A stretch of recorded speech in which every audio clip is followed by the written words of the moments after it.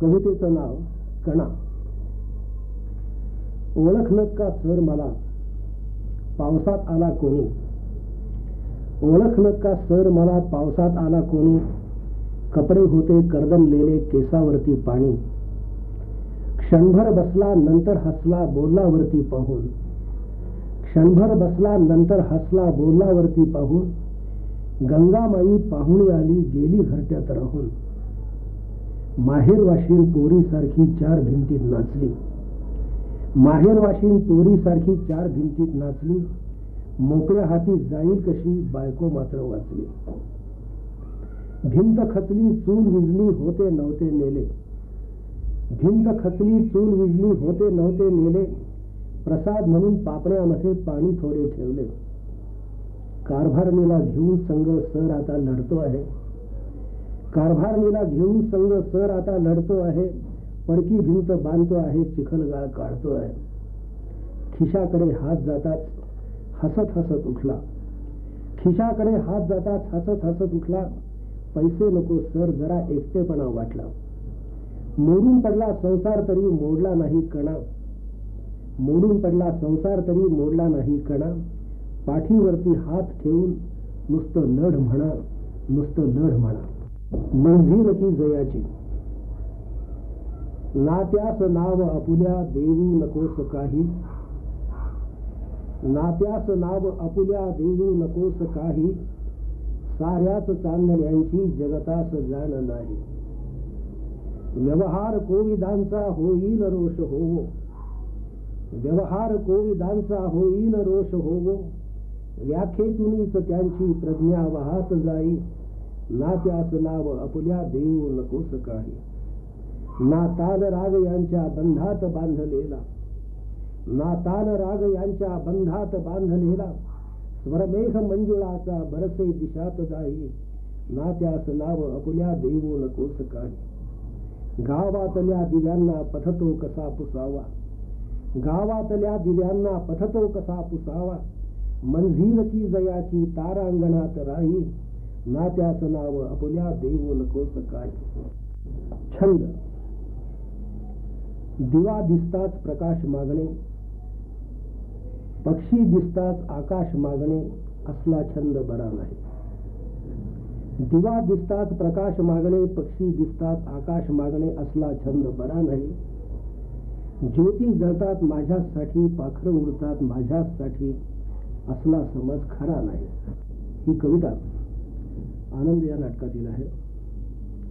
त्या बिछाण्यावर झोपेन. झोपेन माताजी या बिछाण्यावर झोपेन आणि त्याही बिछाण्यावर झोपेन. झोपेन माताजी या बिछाण्यावर झोपेन आणि त्याही बिछाण्यावर झोपेन. त्या बिछाण्यावर झोपेन माताजी. तेव्हा ती असेल तुमच्या हिशेबी फक्त एक तांबड्या शाईची रेख. केस पेपरच्या तळाशी मारलेली. इथे औषध संपलं. इथे औषध संपलं. नगरपालिकेच्या दप्तरातील एक नोंद, एक मतदार संपला, एक गिऱ्हाईक संपलं. एक दोस्त संपला, एक हा संपला आणि एक तो संपला. एक माणूस संपला, एक आकाश संपलं, एक पृथ्वी संपली. हे कुणालाच जाणवत नाही. आणि हीच दुनियेची ताकद आहे माताजी. आणि हीच दुनियेची ताकद आहे माताजी. माणसं मिटली तरी संबंध चिरंत नसतात. म्हणून आपण थडग्यावर झाडाची फुलं वाहतो, आपली मनं वाहत नाही. जगणं हे सार्वभौम असल्यानं मरण हे शर्मिंद होऊन सरपटत राहतं काही काळ. निवडुंगात फिरणाऱ्या जखमी नागासारखं, फक्त जखमी नागासारखं. फक्त माळ्याच्या दुकानात, वाचनालयाच्या कपाटात, जयंती मयंतीच्या जांभयात आणि कदाचितच माताजी कोट्यवधी माणसातील एखाद्या वेडपट जीवलगाच्या आठवणीत. काही बोलायचे नाही. काही बोलायचे आहे पण बोलणार नाही. काही बोलायचे आहे पण बोलणार नाही. देवळाच्या दारामध्ये भक्ती तोलणार नाही. नक्षत्रांच्या गावातले मला गवसले गुज. नक्षत्रांच्या गावातले मला गवसले गुज. परी अक्षरांचा संग त्याला मिळणार नाही. काही बोलायचे आहे पण बोलणार नाही. मेघ जांभळा एकला राहे नभाच्या कडेला, मेघ जांभळा एकला राहे नभाच्या कडेला, त्याचे रहस्य कोणाला कधी कळणार नाही. काही बोलायचे आहे पण बोलणार नाही. दूर बंदरात उभे, दूर बंदरात उभे एक गलबत रुपेरी, दूर बंदरात उभे एक गलबत रुपेरी, त्याचा कोश किनाऱ्यास कधी लागणार नाही. काही बोलायचे आहे पण बोलणार नाही. तुझ्या कृपा कटाक्षाने, तुझ्या कृपा कटाक्षाने झालो वणव्याचा धनी, तुझ्या कृपा कटाक्षाने झालो वणव्याचा धनी, त्याच्या निखाऱ्यात कधी तुला जाळणार नाही. काही बोलायचे आहे पण बोलणार नाही. कवितेचं नाव यौवन. अशी हटाची अशी तटाची उजाड भाषा हवी कशाला, अशी हटाची अशी तटाची उजाड भाषा हवी कशाला, स्वप्नांचे नव गेंद गुलाबी अजून फुलती तुझ्या उशाला. अशीच असते जीवन यात्रा शूर रथांचे उरी वहावे, अशीच असते जीवन यात्रा शूर रथांचे उरी वहावे, झडत्या जखमावरी स्मितांचे गुलाब पाणी शिंपित जावे. उदयाद्रीवर लक्ष उद्यांची पहाट मंथर जागत आहे, उदयाद्रीवर लक्ष उद्यांची पहाट मंथर जागत आहे, तुझ्याच साठी लाख रवींचे गर्भ सुखाने चाहत आहे. श्री बाबासाहेब आमटे आनंदवनाचे हे नाशिक शहरी आलेले असताना त्यांच्या सत्कार समारंभामध्ये ही कविता म्हटलेली होती. कवितेचं नाव संत. साधू संत येती घरा तुमची दिवाळी दसरा, आज आहे महोत्सव माझ्या शब्दांचा, आज आहे महोत्सव माझ्या शब्दांचा, उसासले आहेत माझ्या निरर्थक नभावर सहस्रावधी वारकरी नेत्र तुला पाहण्यासाठी. माझ्या घराच्या एकलकोंड्या कौलारावर बसले आहेत निळ्या पाखरांचे थवे, तुझ्या वाटेवरची धूळ आपल्या पंखावर वाहण्यासाठी. आकाशाचं मन कळत नाही वारा होऊन मुक्त झाल्याशिवाय, प्रकाशाच्या देवळात जाता येत नाही दिवा होऊन भक्त झाल्याशिवाय. म्हणून थोडं वारेपण थोडं दिवेपण उचललं आहे माझ्या जिराईत अक्षरांनी, तुझ्याच मेघशील जीवनातून तुझ्या स्वागताच्या कमानीवर तोरण लावण्यासाठी. लोहाराच्या भट्टीतील एखादी कलंदर ठिणगी झेप घेते आकाशात हरवलेपणानं, काळाच्या परमाणूत का होईना पण बारीकसा सूर्य होण्यासाठी, क्षणभर दिमाखानं जळण्यासाठी, नंतर अनंतकाल संकोचाशिवाय विझण्यासाठी. तसंच आहे माझ्या शब्दांचं क्षणाला माखलेलं हे मोठेपण. तसं पाहिलं तर कोण तू आणि कोण मी, तसं पाहिलं तर कोण तू आणि कोण मी, कोसांच्या नव्हे तर जगांच्या अंतरानं विभागलेले दोन अनोळखी प्रवासी.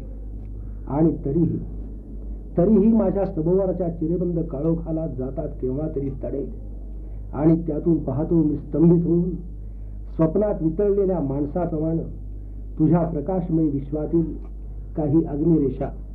अशाच 100 आभासात पहाट रात्रीच्या निशब्दातून मी पाहिलं आहे तुझं शिल्पचित्र 300 मैलावरून सुद्धा.